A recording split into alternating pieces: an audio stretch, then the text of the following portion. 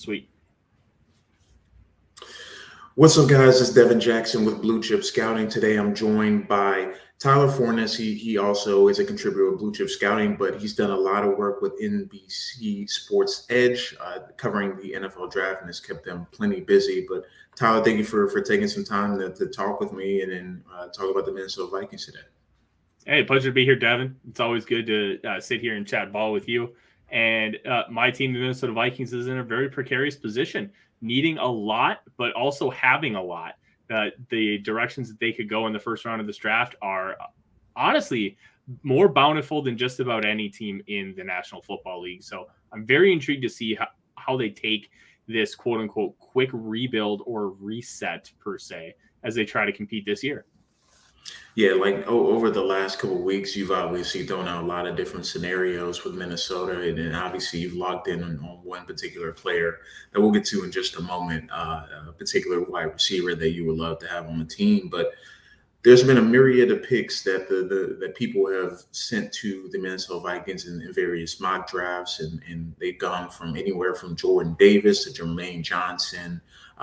David Ojabo was getting mocked there at one point.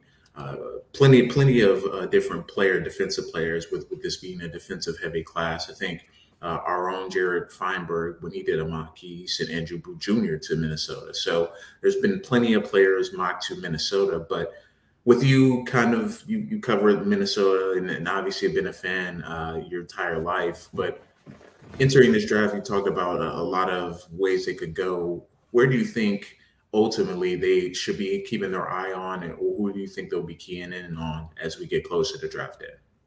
I think you have to look at premium positions. You look at the background that Quasido Fomensa has and how to manipulate the market. And the best way to manipulate the market is to get great value. The best way to get great value in this draft class is to draft premium positions and hope somebody like a Kayvon Thibodeau ends up falling and you can capitalize on the market. I think they're going to really end up prioritizing premium positions. I do think, because he is an extreme outlier, that Jordan Davis is a real possibility. The Vikings, even though it's across many ownership groups and front office regimes, they have a history of being willing to take athletic unicorn aliens that at positions they don't even need. The Vikings were loaded at receiver in 1998 when they took Randy Moss. The Vikings had just signed Chester Taylor, who ran for over 1,000 yards in 2006 when they drafted Adrian Peterson in 2007. So they are a team historically that has been willing to take those leaps and really bet on a guy who's just an insane athlete, an insane specimen on the football field. So I think that is a possibility. But no matter what, they're going to take premium. They're not going to take offensive guard. They're not going to take running back. Not that either of those positions could be have a player worthy of the 12th overall pick, but premium positions and value based on the market is really what's going to be the calling card, I believe, for this team in the draft. Now, and before we get into the simulator, obviously you're a big fan of Chris Olave and would love to have him go to the Minnesota Vikings at 12. But I do have a question here. Vikings at 12, say they don't have someone on the board that they're in love with. Do you think they're a trade back candidate possibly at 12 if the board falls to where every premium player at the top of the draft is picked, and like guys like Jordan Davis or Kyle Hamilton are already off the board because teams have fallen in love with them? Oh, I absolutely agree with that. And I think that comes down to the market manipulation aspect of the NFL draft. And we know Rick Spielman, he loved what we call the Rick Spielman special, where he ends up with 6th, 7th round picks and basically gets to pick his UDFAs. Well, the problem with doing that is you guarantee them a little bit more money. Then when you cut them, it gives you a bunch of dead cap the next year. So you have to be really careful with that. But with Kwesi, I believe he's going to do whatever's best for the market. If there's nobody worthy of the 12th overall pick, he's going to bail. And then he's going to try and maximize his value for that selection, whether that be with the player or, as I just alluded to, a trade. So that's going to be how things work. I laid out my ideal scenarios for the Minnesota Vikings. I had trade at number 4. Number 3 was Jermaine Johnson. 2 was the aforementioned Chris Olave. And 1 was a fall of Thibodeau or Hamilton. So we'll kind of see how this plays out. And I'm really intrigued to see what the offers are, because there are offers I will take and there are offers that I will just laugh at, because like this team needs contributors right away with upside. They can't be taking David Ojabo at 12. They can be taking him at 46, but there's no way he gets there. So it's going to be a really delicate balancing act because the Wilfs have a desperation to maintain relevancy and not come out of the playoff race. So it's going to be interesting how the board falls. And then as it falls, I'll kind of break it down. But I'm going to be approaching this not as a predictive mock. I'm going to be approaching this as I am Kwesi and I am running the show. And that's how my mindset's going to be. It's going to be what I would do. I've broken down multiple scenarios for the Vikings Wire where I take a narrative and I run with the entire draft. This last week was what happens if Vikings like Jordan Davis. And I ran with that narrative, and we built an entire mock draft around it. And it ended up being pretty good. When you get the first 2 rounds, you get Jordan Davis and Tariq Woolen. You're looking at high upside athletic freaks who are just such outliers athletically and size-wise at their positions. But you have traits that you can really build upon and really build the core of your defense, which needs revamping after the departure of Mike Zimmer and some higher-priced veterans over the last 3 seasons. Like, this team needs a new look, and it's going to get one. For sure. And without further ado, I'm going to go ahead and share my screen here. And we're going to take a look here at a Vikings 7th-round mock draft. So can you see my screen here, Tyler? Bingo. Awesome. All right. So like I said, I want to remind people, like I do every video, these rankings of players are not representative of what we necessarily think about them. So I do want to keep that in mind, that some players will value higher than others, some lower than others. So without further ado, we're going to get the mock draft started. And like we discussed, the Vikings will be up at 12. But first pick right there, Kayvon Thibodeau, already a bit of a change for what we've seen kind of talked about, and boards falling exactly how we discussed it might, where Thibodeau, Hamilton are both off the board. They both went in the top 6. Garrett Wilson, first receiver, off the board. So we got plenty of options here at 12 with the Minnesota Vikings. Malik Willis went 11 to the Washington Commanders. But here's a look at who's on the board right now. Charles Cross, not necessarily a need for the Vikings, but you did talk about maybe getting a receiver. So Drake London, Jamison Williams, and Chris Olave are all on the board right now. Jordan Davis, who you talked about being an athletic freak, he's on the board as well. And then it's pretty much what we see here in terms of value. But you see any particular player right here sticking out to you in your mind? Well, I'll say this because I know a bunch of my friends who are Vikings fans are going to be watching this mock here later on. Derek Stingley Jr. is off the board, so I don't have to worry about not taking him. I am so scared of Derek Stingley Jr. at that perspective element at 12 because I don't know what I'm getting. I have no clue if I'm getting 2019 Derek Stingley or if I'm getting a Jag. And that is very scary to me. I don't necessarily see that as a great market ploy. But I'll say this. If the Vikings don't take him and he's on the board, that's going to tell you a lot about his perspective, his stock in this NFL draft, because they have his former defensive backs coach, Justin Jefferson, Patrick Peterson. The ties to LSU are incredibly deep with this Minnesota Vikings organization. If they don't take Derek Stingley Jr., it should raise a massive, massive red flag. But if you hit, you could get Darrelle Revis. And that's really the major appeal, because that 2019 film signaled this guy could be a top overall pick. So you have to parse that out yourself and determine if you believe that that is worth the risk. Right now, I don't believe it's worth the risk at 12. I'll take it at 20, but I'm not comfortable considering what we're going to have on the board here. And as I take a look, Kenny Pickett at 16 to me is laughable. I don't think he's a top 2-round player. I think he's a Jag of all Jags. He has no great trait. Nothing's dominant about him. He knows how to run an offense, and that's just about it. But when I take a look at this, Treylon Burks is incredibly appealing with what this offense does and gets guys in space. You talk about how Kevin O'Connell and Sean McVay use Cooper Kupp in that Cooper Kupp role, giving him a lot of choice routes, giving him the ball in space and letting him work.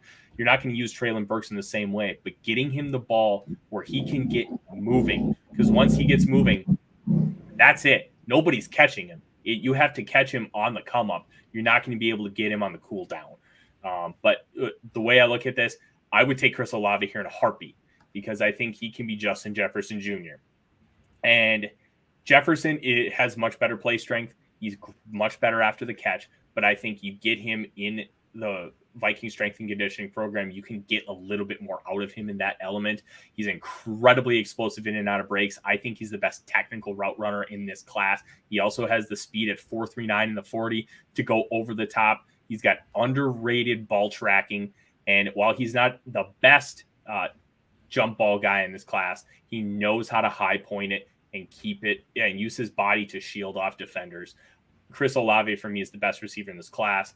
And this is a very contentious wide receiver group because there are genuinely 5 guys you could put at the top.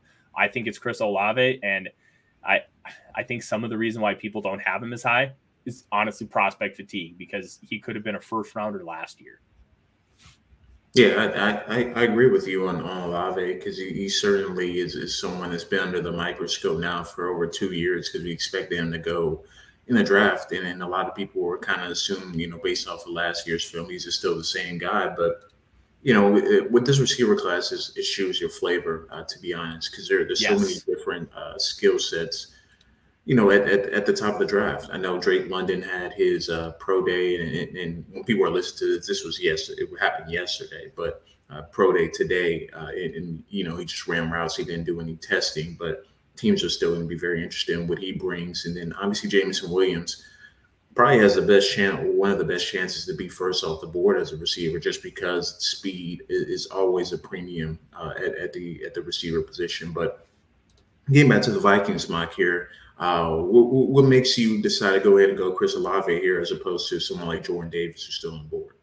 I love the idea of Jordan Davis, and I think he's going to be a dominant player, but I have 3 guys who can play nose tackle right now. And while I mentioned that at that point it doesn't matter, but I have Jordan Davis and Chris Olave relatively equal on my board, and I will use need as a tiebreaker between 2 players.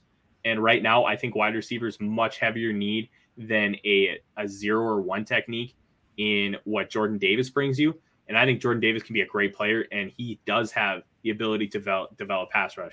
Georgia did not ask him to do it. They had 2 first-round picks in the interior of that defensive line, and Jalen Carter, who likely goes top 10 next year, and Devontae Wyatt, who's probably going to go top 20 or 25.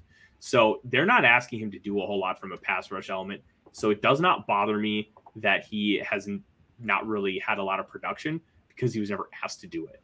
I am going to be running a lot of 11 personnel. That's going to be a lot of Vikings receivers that are going to be needed, and he's going to be given a lot of run with Justin Jefferson and eventually an Adam Thielen replacement.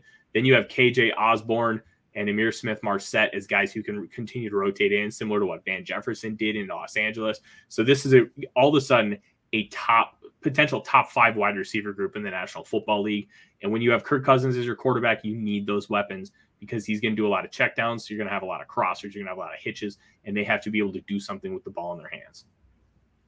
For sure. All right, now we're back on the clock here at 46.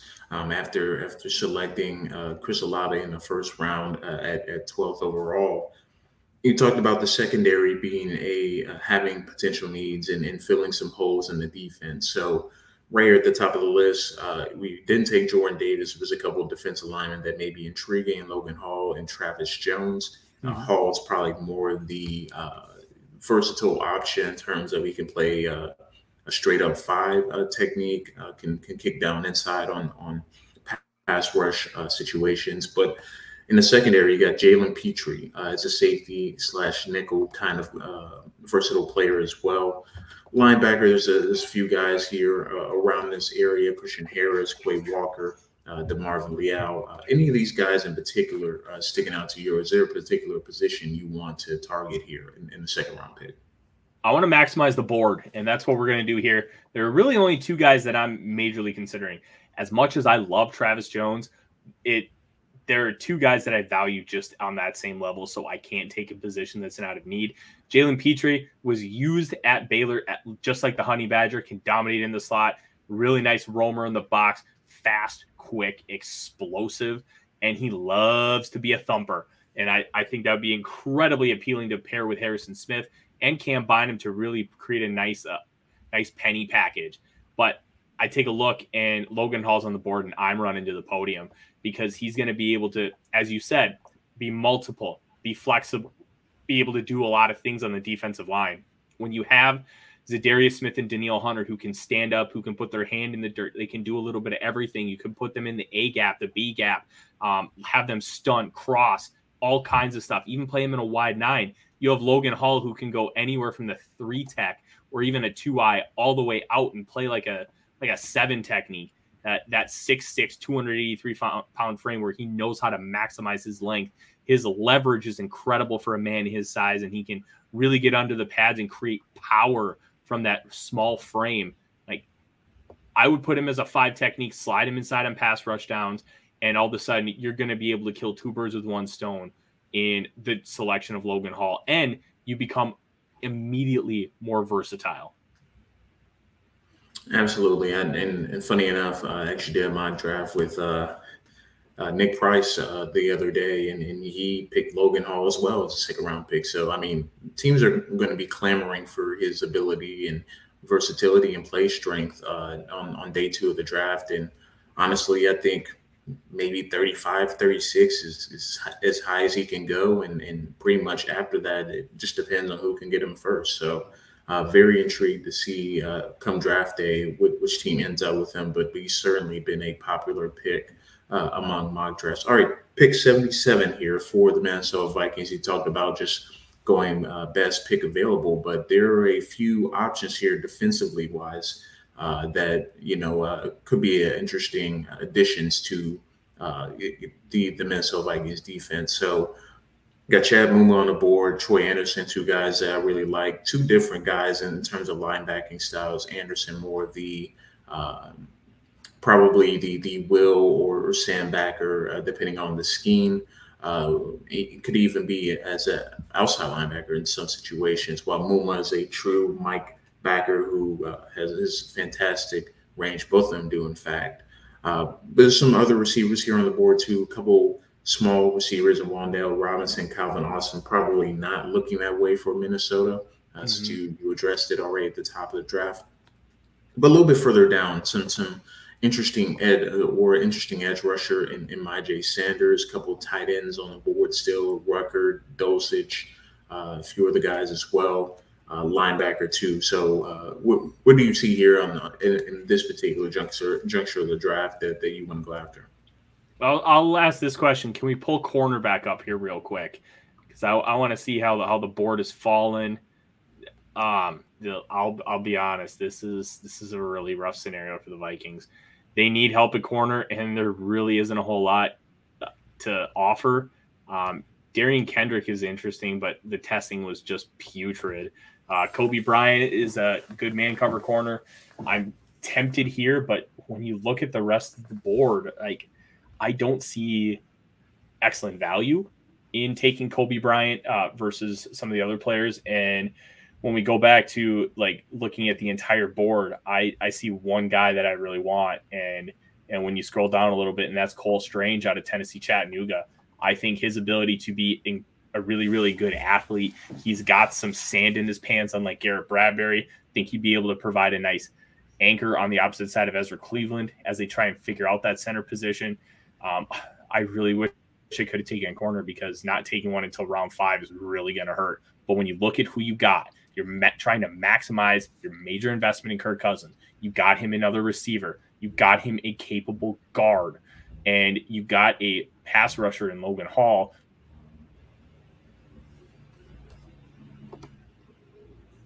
In my opinion, means just a little bit more than coverage. So, like, I'm still happy with what we have. I'm hoping Zion McCollum somehow falls. I think he actually just went, and that hurts a little bit, but it's one of those things. Like, you're not going to be able to get everything, and they're probably going to have to look at the free agent market to try and shore up that cornerback spot. Yeah, and also with them having that big jump from round 3 to round 5, I think is maybe have their strategy a little bit different. Obviously, we're not doing mock or trades for this purpose, but you will have to think if they want to get a cornerback, they're probably going to trade up at the top of round 4. especially if a guy like Zion McCollum or Tariq Woolen were to fall and not going as high as, this mock draft or the simulator is projecting him to. Yeah.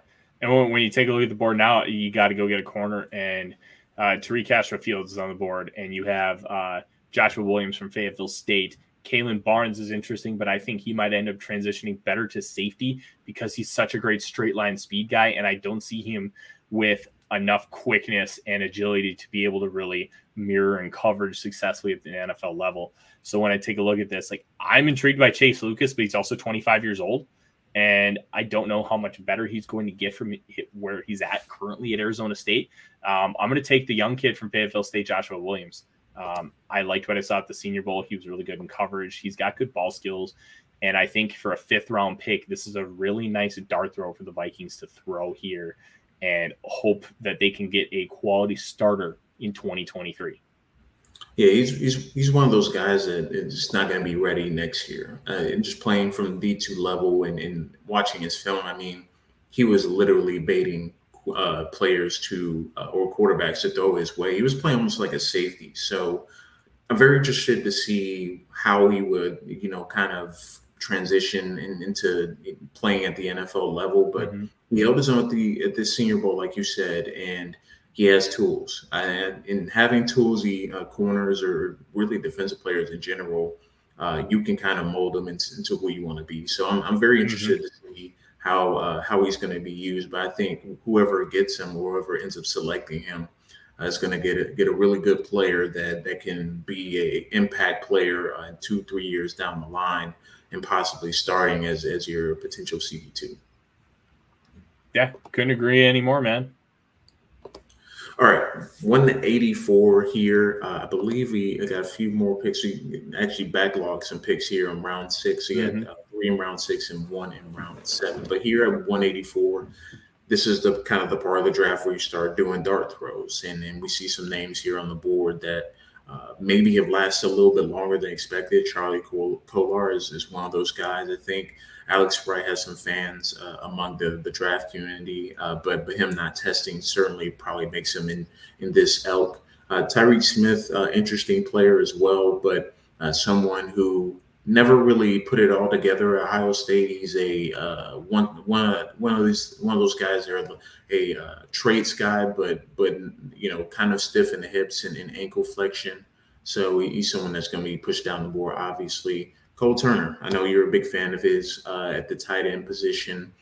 Former basketball player, former receiver, turned tight end, has been a star over the last 2 years. Amari Barno, similar to Alex Wright, has not really tested much in kind of the post or the pre-draft process, so he's kind of hurt by that as well. He did run a 4.39 at the combine, though. There you have it. So he does have some intrigue, some straight line speed, but we'll see if the medicals are still going to be a question for him, and him going to the combine was a huge step, but we'll see what happens with him. But here's a look at the board, and kind of to recap who we've already selected. Got Chris Olave, Logan Hall, Cole Strange, and Joshua Williams. On paper, I know people are like, these are like 3 of these guys are not at Power 5 programs, but obviously that doesn't matter once you get to the NFL. Yeah. When I take a look at the board, there's one name that stands out to me, to somebody you already mentioned. That's UAB's Alex Wright. 6'7", over 270 pounds, was a really good pass rusher. And then the PFF grades and pass rusher rate also matched it. He posted a 90.4 grade in pass rush per PFF and had a pass rush win rate of 23.8%. That's on par with guys like Kayvon Thibodeau and Aiden Hutchinson. And that grade was even better against true pass sets. I love the versatility of this guy. He can play inside. He can play outside. He's not going to be your prototypical speed rusher, but he's got enough get up and go to get around the bend. I wish he was a little bit more flexible, but we're also talking about a guy who you're picking in round 5, or are we in round 6? Yeah, I think we're in round 6. Yeah. So I'm fine with it. I think the versatility is really nice because he's got that length and he's got that size. And now you have him and Logan Hall with Zadarius Smith and Danielle Hunter. You can have a lot of fun with how you scheme up your pressures and stunts, and that Ed Donatel can just have fun and basically tell offensive lines to F off. Now that we're at 191, it's back-to-back picks. I think Cole Turner makes too much sense here, and you kind of talked about it from the onset. Basketball player. He's going to be an inline guy. He's really good at running up the seam. Did not impress me at all at the Senior Bowl. I was very disappointed. I thought Turner was going to look way better. He looked stiff. He looked like he was he was not moving limberly, and he was rough. Like Charlie Kolar looked like a board on film, and he looked athletic. I was very surprised at how he looked in person. But I think at this point, you need a guy who can get you some red zone targets, go up the seam, and block. That's what these tight ends need to do in this 11 personnel system. Irv Smith Jr. is a really great piece. He's a kick-out blocker, a move tight end, H-back kind of stuff. You're not going to ask him to go one-on-one versus a defensive end and expect him to win. That's what you're going to be able to ask Cole Turner to do after a couple years, and that's why I think he's a really good value here in round 6. And as you kind of take a look at the board and kind of what the Vikings need, I would turn my attention to we got our receiver, we got our tight end, we got our guard, we got 2 edge rushers, linebacker, corner, and safety, and potentially even running back here are going to be kind of positions to look at. Malcolm Rodriguez is interesting, so is DeMarco Jackson, but none of these guys are really jumping out at me. I did see your guy on the board at safety, Devin, Sterling Weatherford. Weatherford, big guy, versatile, can play a safety role, can play linebacker. He did both at the Senior Bowl and held up pretty well. I like the versatility, and especially in today's NFL where you need guys who can run and play coverage. Weatherford can do that, and he can do that against running backs and tight ends, and I think that's going to be incredibly valuable, and he'll be a great special teamer as he continues to hone his craft. I take Weatherford here, and I feel pretty dang good about that.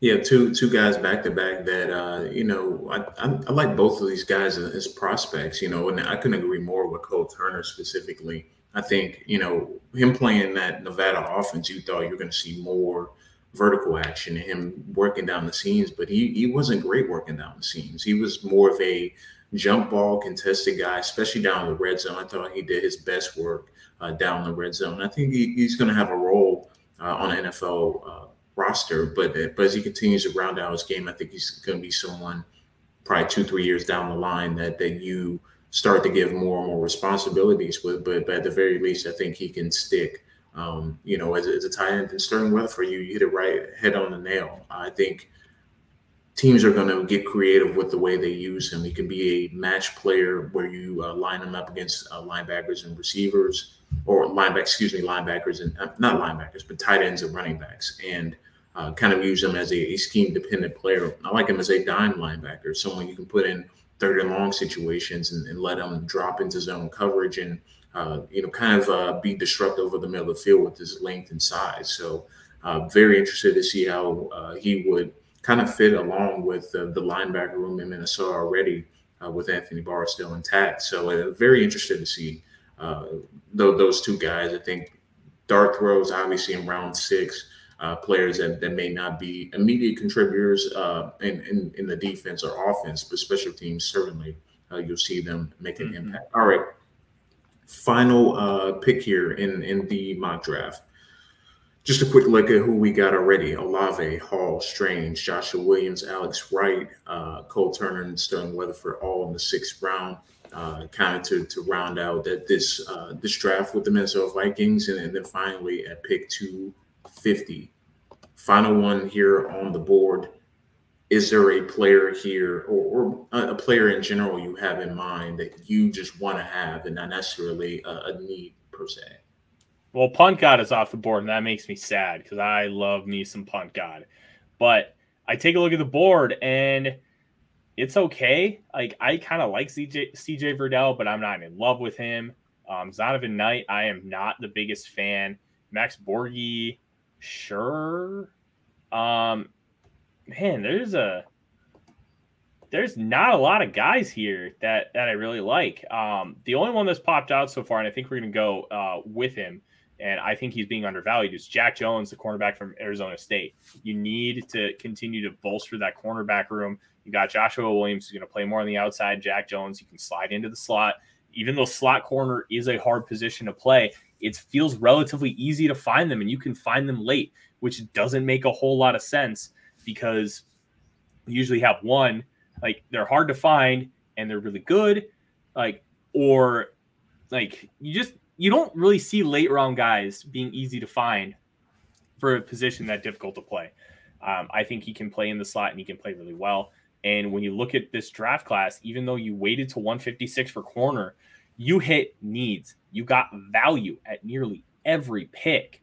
Like, as far as a market manipulation, and we didn't end up doing trades in this draft, I think this is a big win for Minnesota. There are no excuses for Kirk Cousins. There have been excuses really for a couple years, but you gave him Olave, who could be Justin Jefferson Jr. You gave him Cole Strange, a guy who can block. Cole Turner can also block, and you're going to be able to do a lot of things with these guys. And you gave the defense 5 picks, including 2 versatile, long, large defensive linemen to really maximize that pass rush. I think this is a big win for the Vikings. I would grade this a B+ if this happened in real life. Ideally, you still want to get a corner earlier. None were good enough to be taken at 77. And I think that was just if you had to call it a miss, it was the biggest miss in this draft.